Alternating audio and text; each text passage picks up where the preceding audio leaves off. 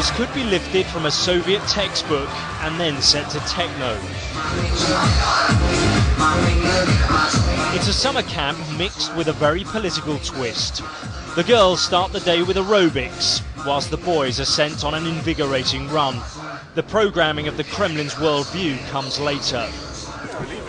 The camp is organised by a pro-Putin youth group called Nashi.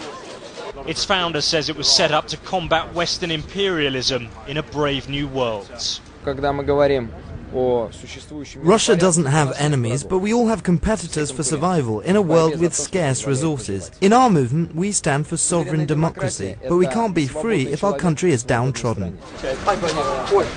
Inside the camp, Vladimir Putin's portrait hangs paternally in pride of place. It feels like the cult of personality is flourishing in 21st century Russia. Some girls have on their t-shirts such words as, "I want children from Vladimir Putin."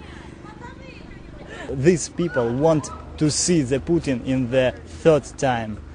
Why not? Why not? He is powerful and our country is need this leader.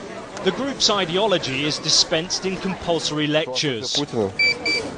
This one spells out the evils of American expansionism. In another class, students are weaned on the greatness of Putin's political theory. We had no ideology that would be directly imposed onto our society. But now we are creating a new generation that would consist of patriots, leaders and professionals. As well as survival, members are taught how to be good citizens. Speakers are threaded through the woodland, pumping out patriotic music. Nashi is now the largest youth movement in the country. At this camp, there are 10,000 activists engaged in what they say are wholesome activities. But critics argue Nashi is nothing more than a political cult, brainwashing its members on a diet of anti-Western, anti-democratic propaganda.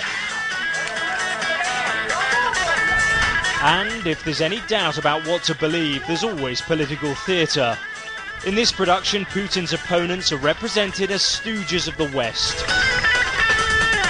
The parable is simple. If they gain power, Russia's oil and gas will be sold for the price of a drink. Nashi's recruitment strategy is as aggressive as its philosophy.